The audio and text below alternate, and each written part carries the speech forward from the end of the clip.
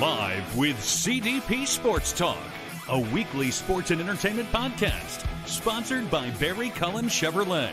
Live on YouTube, Facebook, Twitter, Twitch, and LinkedIn. And on audio via Apple Podcast, Google Podcast, Spotify, Anchor FM, iHeartRadio, Amazon Music, Radio Public, and TuneIn. Now, here's your host, Chris Palme.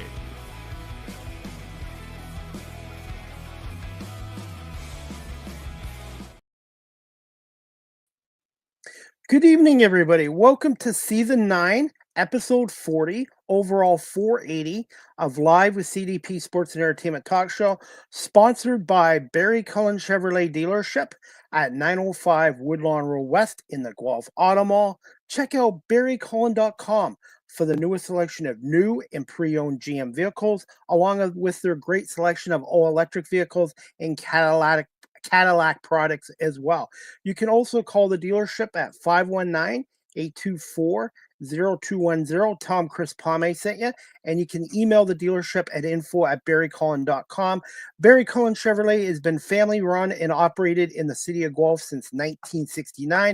And I've been a proud customer of Barry Cullen Chevrolet since 2000.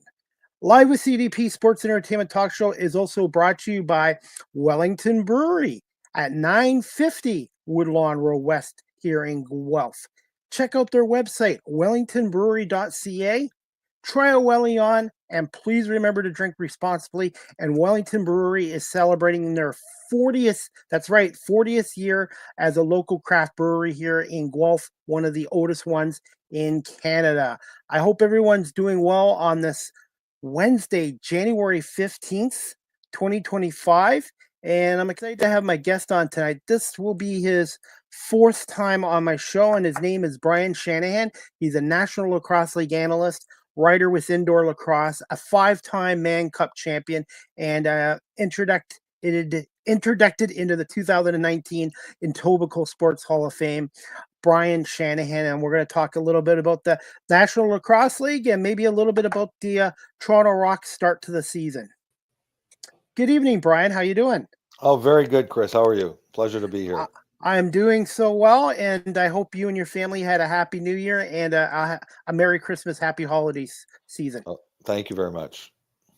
I'm just so glad the National Lacrosse League is back. I just covered the CFL with the Toronto Argonauts, and when the CFL season's done, then the National Lacrosse League comes back. And just wanted to get your thoughts, Brian, on the Buffalo Bandits 4-0 start so far to the season and their comeback win against the Toronto Rock at the KeyBank Center on Friday night. Well, I don't think it's a huge surprise that Buffalo's off to a great start as they are. I mean, 2-time defending champs, and really, if you think about it, they have been a dominant team for many years. For the last 6 or 7 years, they've been to the finals just about every year. And so it's no surprise. I mean, they pretty much have the same group of players as they've had in the past. No surprise to me that they're 4-0. But I think the Toronto Rock really gave them their best game so far this year on Saturday the other day. That was a pretty exciting game to watch. Brian, I know Bill Parcells used to say this in the NFL, you are what your record is, but from what I've seen of the Toronto Rock, they're not better than an 0-5 team. Yeah, I think so too. What I will say is their first 2 games, I thought they weren't good at all. I mean, especially their home opener against Albany, that was a bad game. They were terrible that game, but they've had 3 1-goal games in a row since then, and including the one in Buffalo. Buffalo got the empty netter, so technically it was a 2-goal victory, but really it was essentially a 1-goal win. So I think I agree with you. The Toronto Rock have been playing a lot better lately.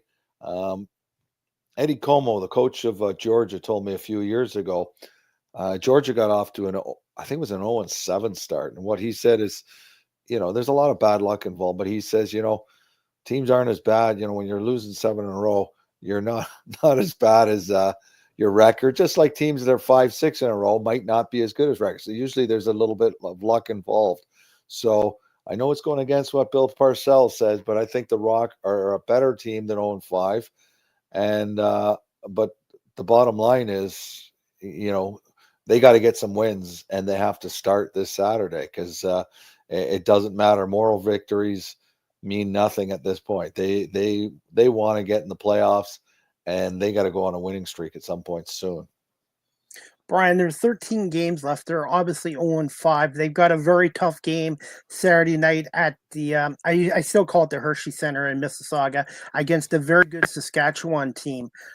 If the Rock can put a win against Saskatchewan, do you think this team can go on a bit of a run? Because I realistically think with 13 games left, they're going to need to win at least 10 of the 13 games left to have a chance. Yeah. I mean, they have to go on a winning streak to have a chance, and yeah, they're up against it. I do think they will go on a winning streak at some point. I don't know. I still don't know if it'll be enough. Even that example I gave you of the Georgia Swarm a few years ago, they went 0-7, and then I think they won their next 7, but they still didn't make the playoffs. They missed by a game because then there's no room for error. So that's the problem. Like, even if they go on a nice little winning streak, there's little room for error at this point. So I really do think they're going to win this week. I actually predicted them to beat Buffalo the other day. And that game could have gone either way. I think they're going to beat the Rush. I do agree with you. The Rush are a good team.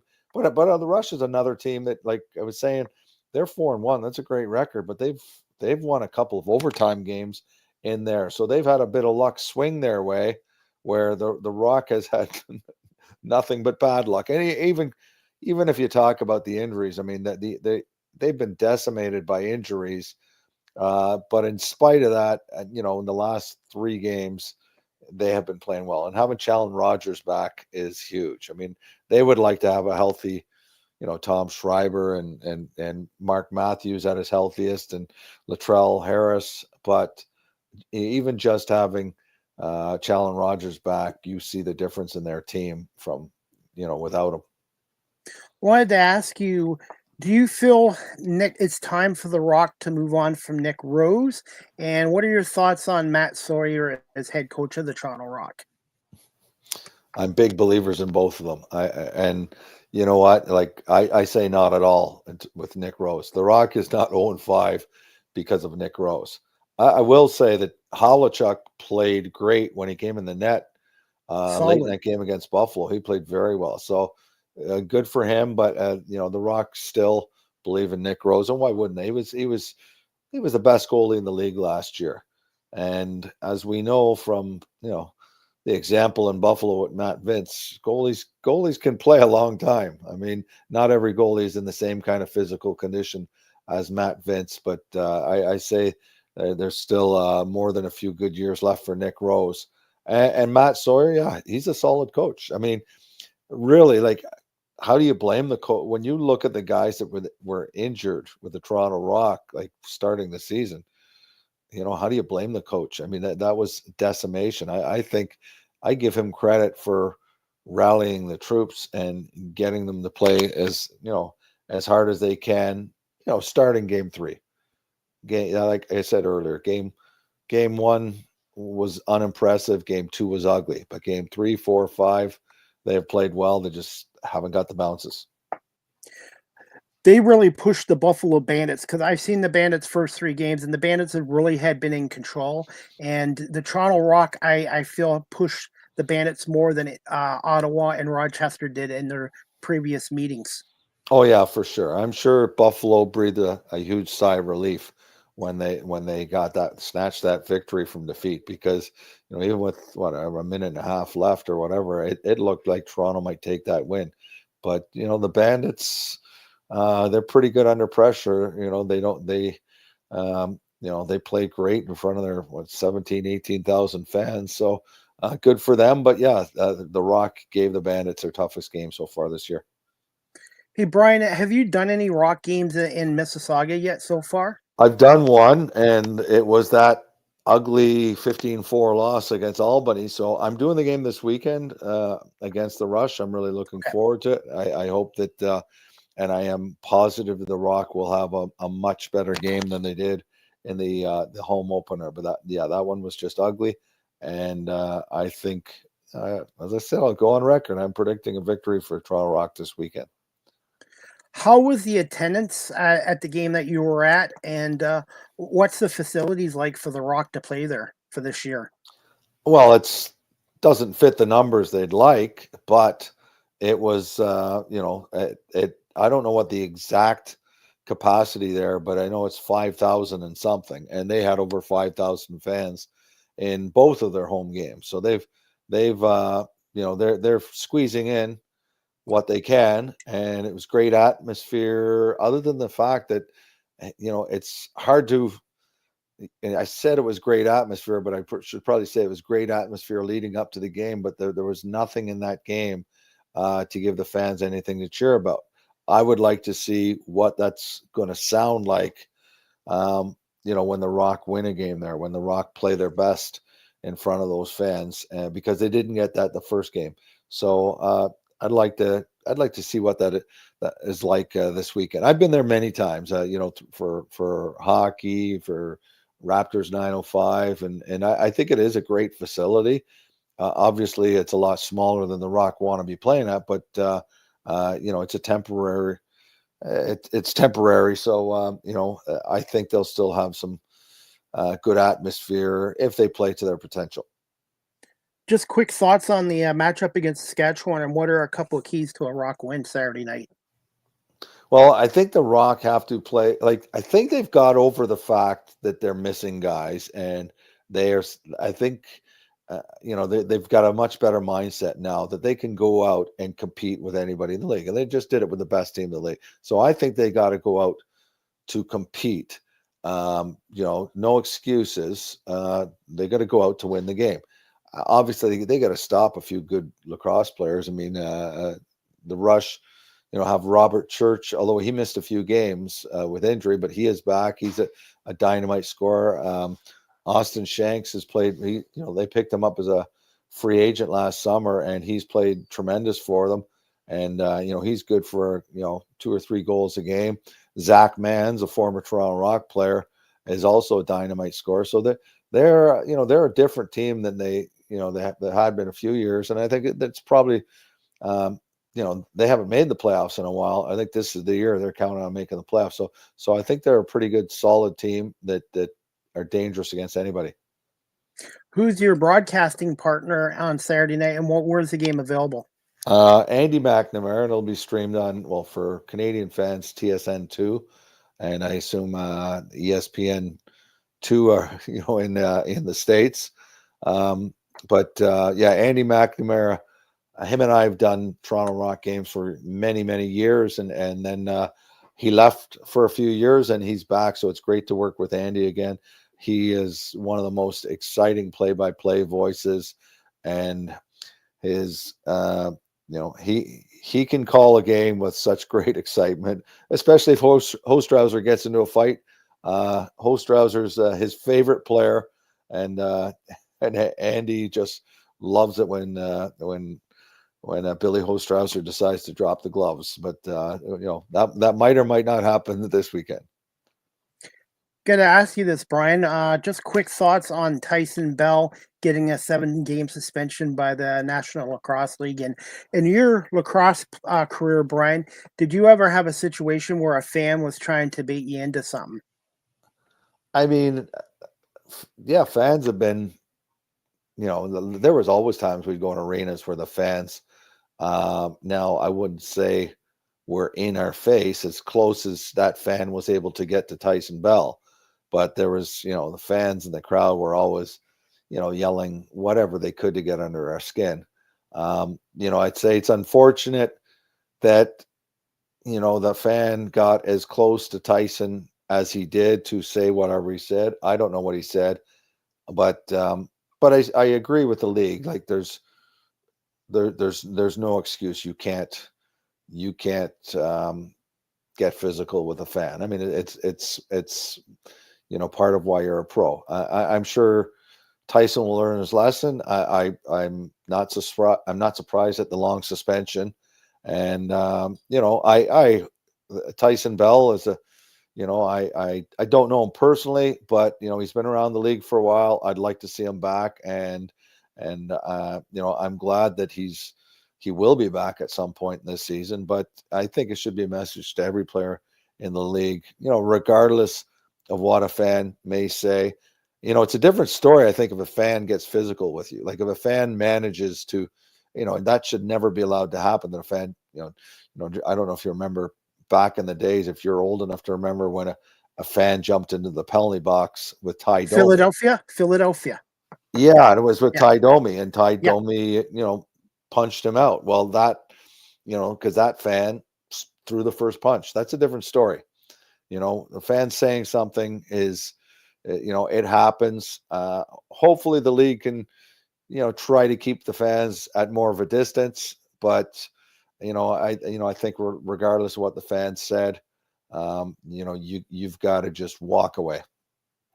Absolutely. And the game of lacrosse, indoor lacrosse, I notice is growing, and especially the TV coverage on TSN and ESPN as well. And then I think they showed highlights of the Rock Bandits game the other day too, and of course the fighting's a part of lacrosse too. And just quick thoughts on the fighting aspect. I know the National Hockey League's kind of trying to get rid of fighting, but the fans still love it, especially in Buffalo. Yeah, I've got mixed opinions on the fighting. I'm not against the fight. I like the fights. I still think there's room in the league, for hockey and lacrosse. Fighting is almost a release valve at times. I almost think it's necessary at times. I don't like the staged fight, and I don't think we see that anymore in hockey or lacrosse. I remember there was a time where, when everybody started getting, videos on their phones, I'd see every junior A, junior B game when two guys were going to fight. It was almost like the fans knew it ahead of time, and the fighters would spend a minute and a half undressing to get ready for the fight, and it just seemed way too theatrical for me, and I didn't like that at all. But I don't mind when in the intensity of a game, something happens that two guys end up dropping the gloves, especially if both participants are willing. I don't mind that. I don't mind that. And, I don't want to see the days where we have guys whose jobs it is just to go out and fight. And we don't have that now. So I'd say where we are right now is probably where I'm happy to be. I was looking at the standings today, Brian, and there's only 14 teams now, and I'm going to get to that to you in a minute. But how competitive the league is, and 9 out of the 14 teams are 500 or well above 500. And I wanted to get your thoughts on who might be a surprise team so far this year, and who's been, I guess, the Toronto Rock would have to be the biggest disappointment so far to the season. Yeah, I would say. Yeah, both. Like at this point, the Toronto Rock are the biggest surprise team and the biggest disappointment. I'm looking at the standings right now as I talk to you. I would not have picked Philadelphia and the Rush to have the second best records in the NLL at this point. I'm not surprised. So right now I see Buffalo up top. No surprise there. Philly and the Rush are both 4-1. That is a surprise to me. I don't expect both of them to make the playoffs. I could be wrong. Vancouver 3-1. I expected Vancouver to be climbing up the standings this year. I like what Kurt Malowski's done there. I think he's a great coach, and he's got some great players now. Georgia's in the mix. Colorado, Ottawa. I'm not sure if Ottawa will be able to hang in there, but they've played well. They've beat Georgia on the weekend or just recently. San Diego is struggling a little bit, but I expect them to be in the mix. Other than that, yeah, I think there's just so much parity in the league right now. I think on any given day, anybody can beat anybody. I will still say that the Buffalo Bandits are definitely the cream of the crop. There's a team that I think could win 14 games in their sleep this season. But other than the Bandits, who will cruise into a playoff spot, I think it'll be a battle for the rest of the teams. John Tavares, one of the greatest lacrosse players of all time. What is his biggest strengths as head coach of the Buffalo Bandits, and how do you keep guys that have won back-to-back championships motivated and focused? Well, I think I've been on some teams that have won a few championships in a row, and I I I remember the feeling is after you've won, you never want to give that up. So I think he's got a group of guys who have tasted the champagne 2 years in a row. They expect to win. So it's a matter of managing all those players, keeping them happy throughout the year. But I think and it is a skill when you've got great players to keep everybody happy, keep things going well. But I think those guys are just motivated. They're only playing for one reason, to win a championship again. Like it's like when you taste that and when you win that championship, you don't want to give it up. And that they have a potential to be a dynasty. If they win 3 in a row, I mean that's only happened a few times in the NLL, and I'm sure they want to be part of that history. I think they would be the third, if they can do it this year, they would be the third team in history to win 3 in a row. I'm pretty sure. I'm positive the Toronto Rock.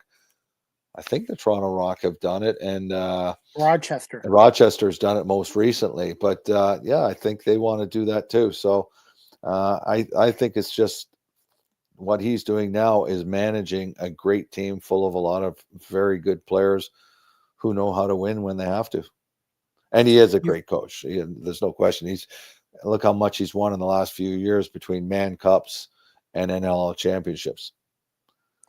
What's your thoughts on Matt Vince in terms of all-time great indoor lacrosse goalies? Where do you rank Matt Vince? Number one. I think you have to. Part of it, he definitely gets points for longevity, but he's won championships. I guess he's got 5 now, I think. And goalie of the year. The other guys I'd put up in there, the running with them are Bobby Watson with the Toronto Rock was great. Dallas Alec, an old-time goalie of Philadelphia Wings, and I'm sure I'm missing some guy. Somebody will get mad at me for missing an obvious great goalie, but I put Matt Vince number 1. It's amazing too. Like last year, I'd say he had an average regular season for Buffalo Bandits, and then he turned it on again for the playoffs. He was as good as I've ever seen him, and I can't remember, he's 41 or 42 now, but yeah, he's into his early 40s to still be doing that at that age. And like I was saying earlier, those guys have won championships. That's what he's playing for now, to win a championship. He's not going to, at some point he'll say, okay, that's it. That's enough. I actually expected him to do that after the Bandits won their first championship in this run. I thought he'd retire, but give him credit. He came back as hard as ever, and he's looking as good this year too. Brian, being in lacrosse all your life, and indoor lacrosse, how much has the sport grown just the last couple of years? And thoughts on the current commissioner, Brett Fruit, I believe his name is? Yeah, I have to admit I haven't met him yet, but I like what he's done so far. Yeah, I've seen the game grow tremendously, over the years, and I think that the league is in a pretty good spot right now. I really do think a key, to continue to grow, to maintain the growth and grow more. It's all about getting the games on TV. I think I love the contract the NLL has with TSN. I think and plus the fact, TSN wants to see Canadian teams, and we do have a lot of Canadian teams right now.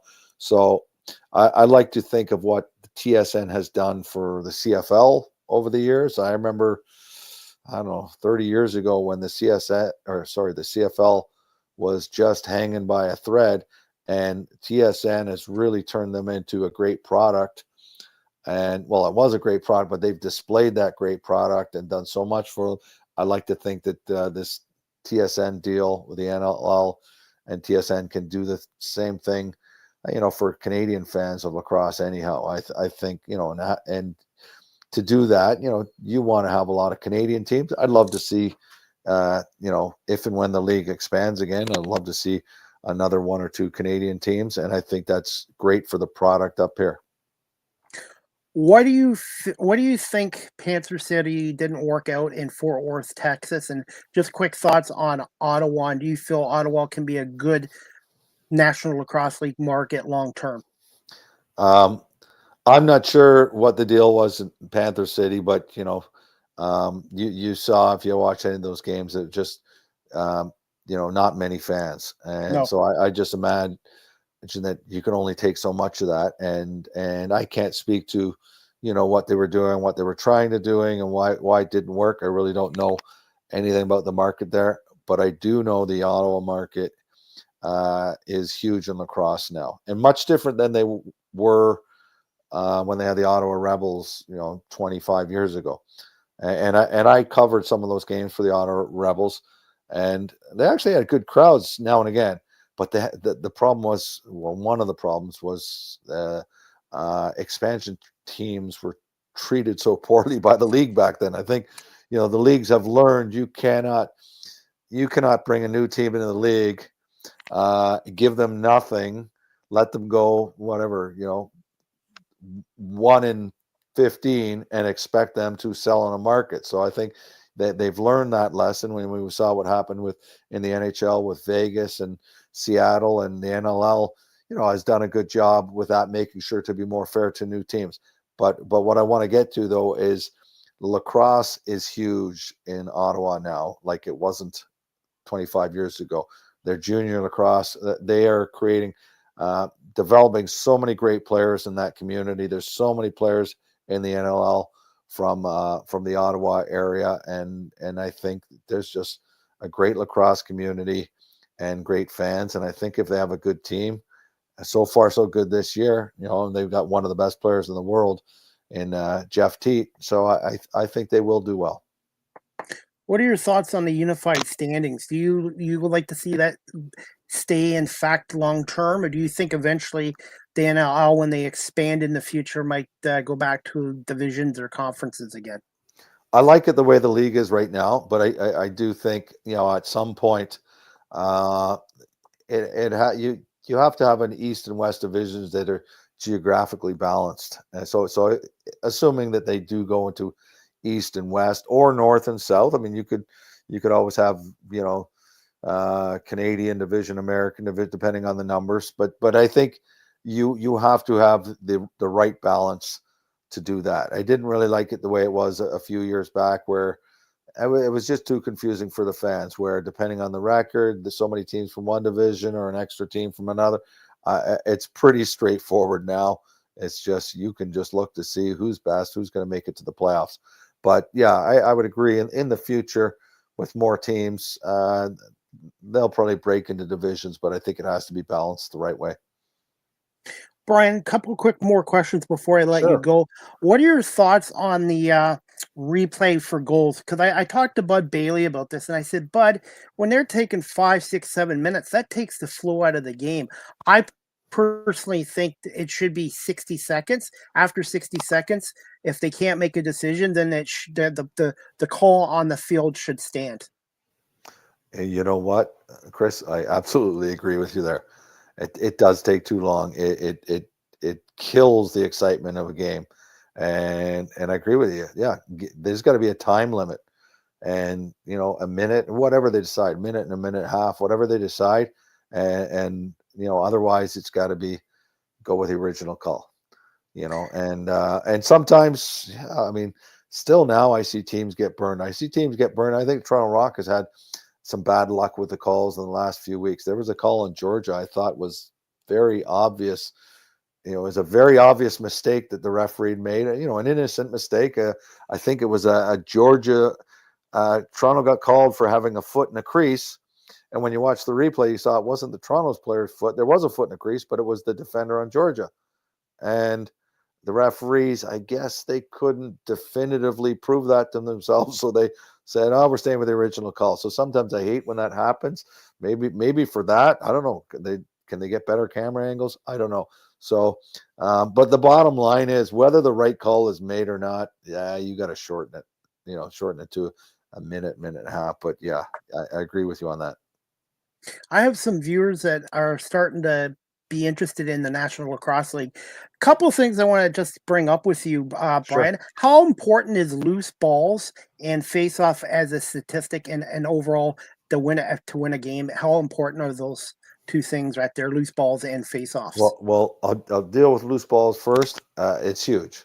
Generally the team that if a team dominates loose balls, they're generally winning the game. It's more possessions. Face-offs, it's still an argument that, like, I know. I think it might make a difference if a team is absolutely dominant on face-offs, but studies have been done, like statistical studies. My daughter even did one at university. Now, this is a few years ago, 6-7 years ago, and there were games where teams were like, 25 out of 27 on the face-offs, and they lost the game.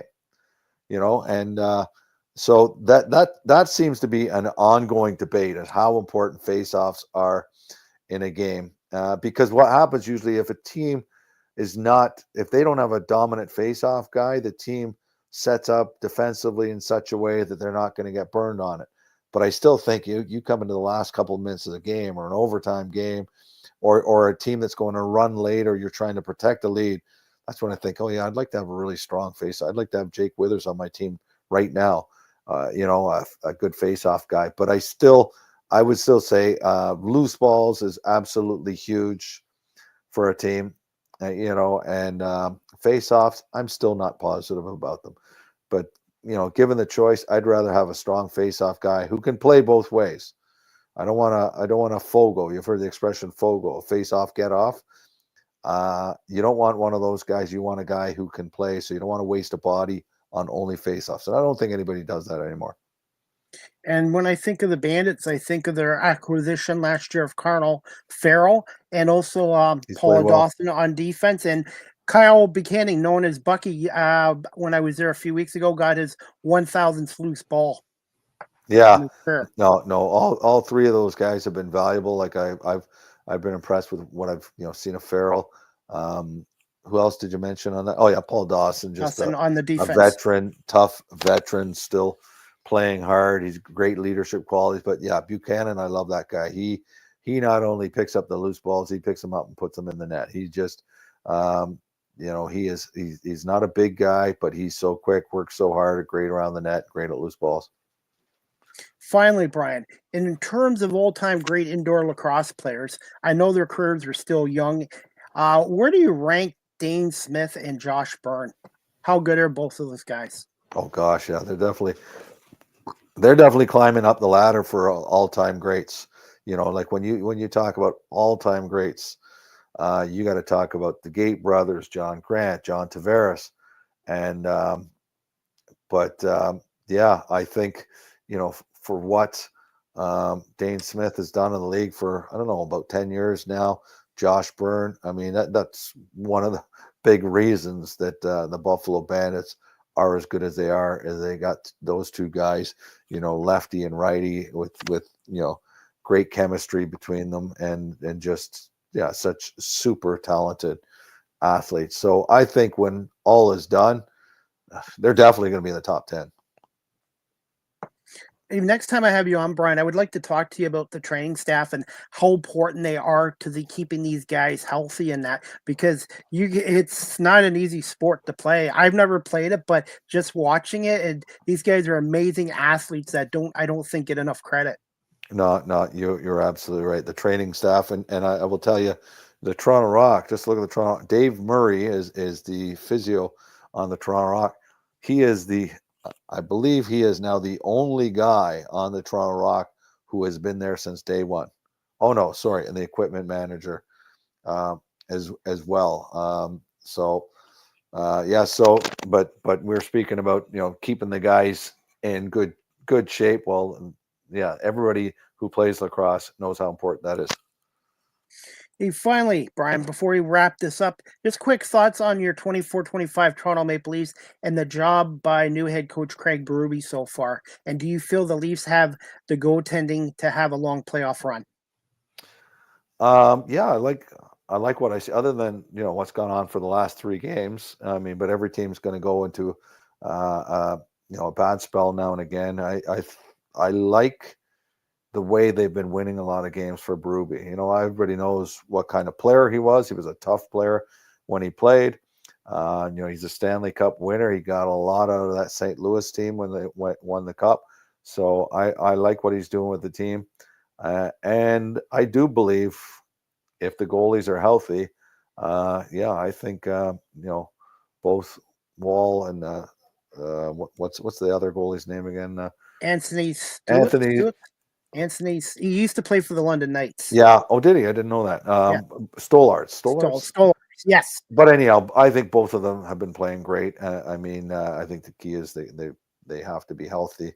And, even with Wall, I think he's a great goalie, but, he's been hurt in the playoffs. We need a full season and playoffs out of him healthy, but I think he is a great goalie. And keeping number 34 healthy the rest of the season would help too. Oh, exactly. Brian, finally, where can my audience follow you on social media? And again, when is your next NLL broadcast? My next broadcast is this weekend for Toronto Rock are hosting Saskatchewan Rush, and that'll be on TSN 2. I think in the States it's on ESPN 2, I believe. And I'm very quiet on social media right now. I used to go on Twitter, but I really don't like what Twitter's become since it became X and that, and so I'm pretty quiet on that. I'll still read it once in a while, but it's become too polarizing, and so I'm pretty quiet on social media now and again. I've joined Blue Sky. Blue Sky is a new form of social media. It's like what Twitter was before Musk took over. So Blue Sky is something you maybe want to consider in the future. Maybe I'll take a look at it. Sometimes I like to be out of the limelight and just being quiet and reading what I read. And are you still with Indoor Lacrosse as a writer? No. Okay. I have not been writing for them for a couple of years, and I'm semi-retirement, Chris.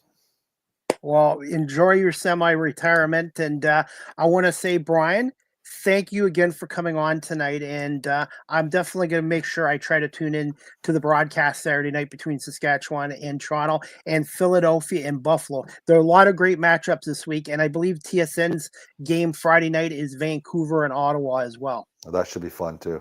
I'll be watching that. All right, Brian. Well, continued success. Good luck to your Maple Leafs, and you have an open invite to come back on my show again in the future. Okay, thank you, Chris. I appreciate it. Okay. Thank you so much, Brian. Have a good night. You too. Take care. You too. All right, guys, that wraps up season 9, episode 40 of Live with CDP Sports and Entertainment Talk Show, brought to you by Barry Cullen Chevrolet Dealership and Wellington Brewery here in Guelph. I want to say thank you to my guest, Brian Shanahan, 5-time Mann Cup champion and Hall of Fame lacrosse player, and was introduced into the 2019 Etobicoke Sports Hall of Fame as well. Brian's currently an analyst with the National Lacrosse League, and he will be back on air Saturday night at 7 o'clock on TSN2 and the NLL live streaming site for the Saskatchewan Rush Toronto Rock game down in Hershey.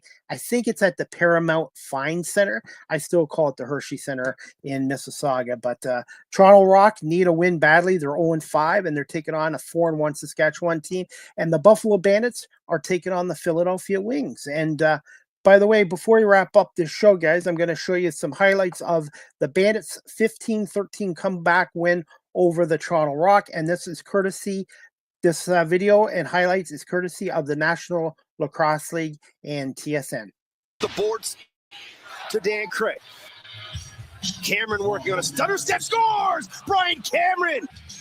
There's an outside shot. That's how. First goal of the season for the captain. Challen Rogers. Byrne comes over now to set the screen. McKay to Byrne. All out, scores! And that's Elijah Gash who loses possession of another numbers here for Buffalo. One more. Scores! You cannot turn it back. Had a man open. Now, Etobicoke driving. Big scores! Small plants his feet, can't shoot at 7 on the shot clock. Good ball movement here by the Rock, but they can't find a lane. Dowick driving, scores! Josh Dowick towards center. Nice job by Buchanan. A little water bug to find that loose ball. Dane Smith with 10 on the shot clock. McKay, shot scores! It'll be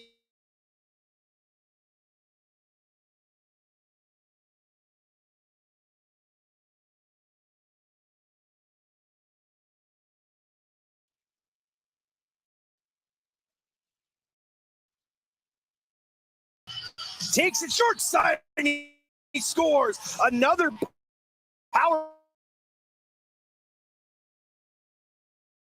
play marker for Corey Smart.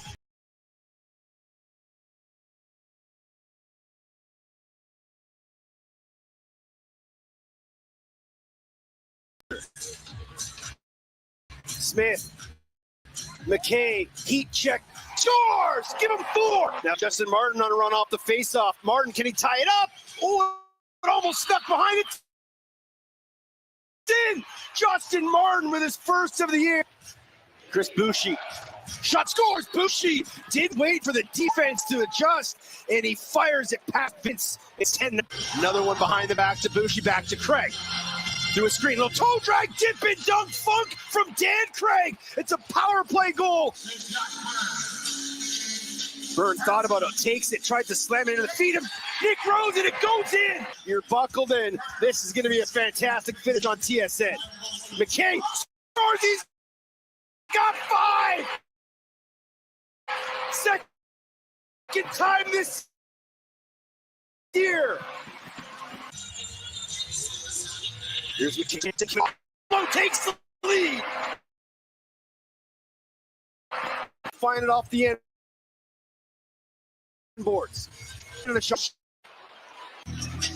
He loves to shoot in transition. Slow numbers here in Toronto. Desnew turns the corner, scores! Mitch Desnew! What's going to happen here? Fraser scores! Numbers here for Buffalo. Friola to Weiss.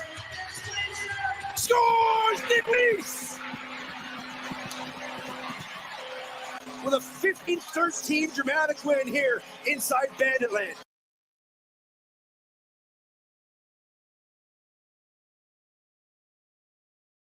Buffalo Bandits and the Toronto Rock. The Bandits rallied from being down 13-12 with about a minute 12 left to win 15-13.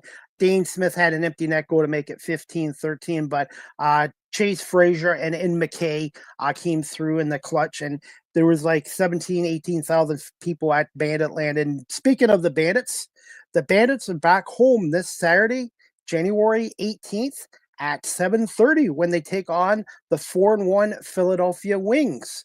That should be an interesting matchup. That game will be on the CW23 network, and 15:20 the Bet AM in Buffalo is John Gerkler and Steve Bermel, the color analyst as well. So Bandits and Philadelphia Wings on Saturday night at 7 o'clock. And speaking of that, on Saturday, January 18th at 10 a.m., I have Pat Bernard on from Stream Punk Entertainment. He's a reporter in Philadelphia, and he covers the Philadelphia Wings. So on Saturday morning, this Saturday at 10 a.m., Pat Bernard's going to come on, and we're going to break down the Philadelphia Wings Buffalo Bandits matchup at the KeyBank Center.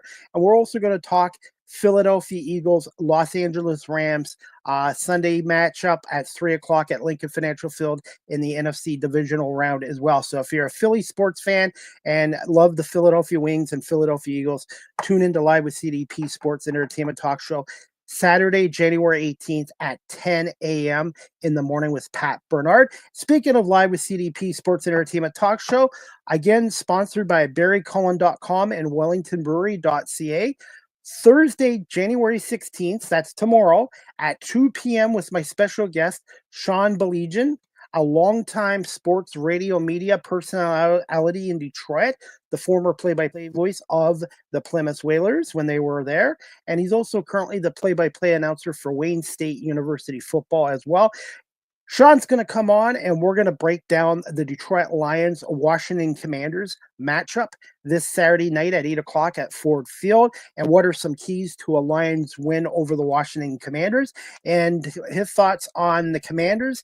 And we're also going to break down the other NFL games as well. Houston, Kansas City, obviously Detroit, Washington. And then we're going to get his opinions on Philly, the Rams, and the Buffalo Bills and Baltimore Ravens as well. So please check out Live with CDP Sports and Entertainment Talk Show tomorrow at 2 o'clock with Sean Belegian, sponsored by Barry Cullen Chevrolet and Wellington Brewery here in Guelph.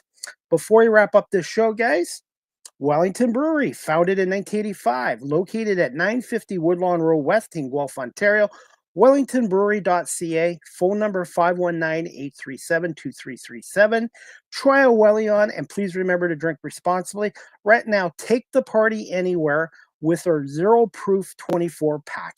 Enjoy our refreshing and non-alcohol options and save with this mix 24 by 355 milliliter mix pack, a Sinetro, a sparkling hop water, Cascade sparkling hop water, Mucho IPA, and Palmies Anytime Cider.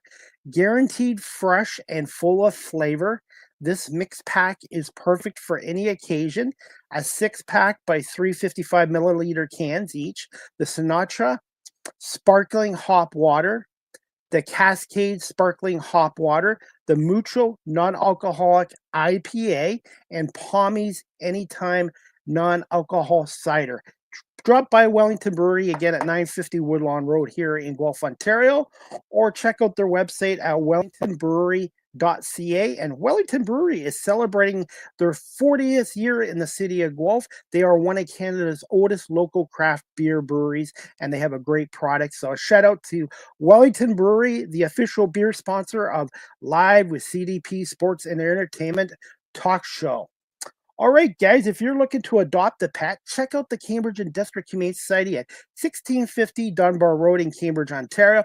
Telephone number 519-623-7722, extension 0, or visit their website at cambridgehumanesociety.org. All the animals that are up for adoption there, their profiles are on cambridgehumanesociety.org. And if you're looking to volunteer like I am, you can fill out a volunteer application through there. And they're also selling calendars for $10. And also they're doing a monthly 50-50 raffle. You can get your tickets through the website. It's on the screen here, and you can go through events, and the money goes to all the programs they have down at the Cambridge District and Humane Society on 1650 Dunbar Road. They do a great job providing shelter to homeless animals and getting them into forever homes as well. So check out the Cambridge and District Humane Society, please. Live with CDP Sports and Entertainment Talk Show again is live streamed on these platforms: YouTube, Facebook, Twitter, X, Twitch, LinkedIn, and now available on Instagram.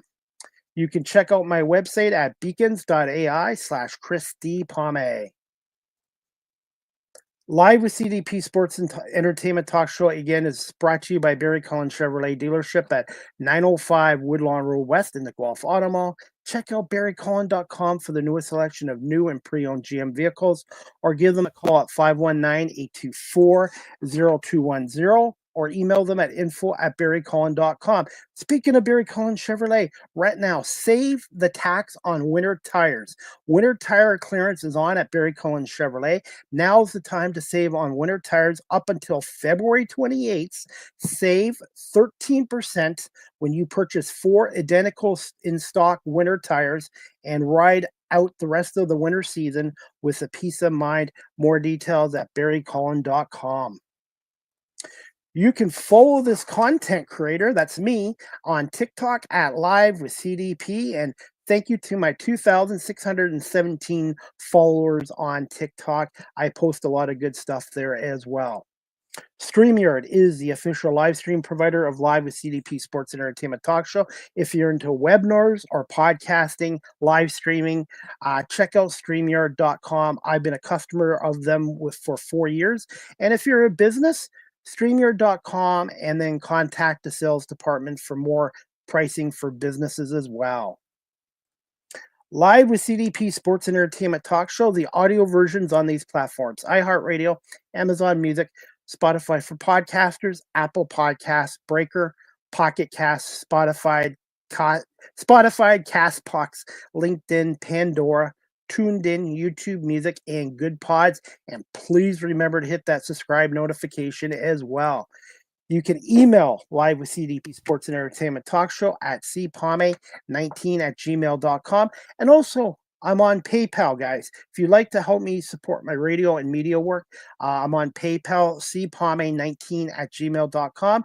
And also, if you're looking for a personalized video from yours truly, CDP, I'm on Cameo.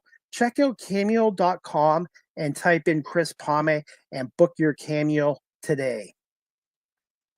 Finally, guys, you can follow me on Facebook, Twitter, X, Threads, Blue Sky, Instagram, and also you guys can subscribe to my YouTube channel, Chris Pame. I'm also on LinkedIn as well. So all major social media platforms I'm on, and I'm on Blue Sky now at Live with CDP19 on Blue Sky as well.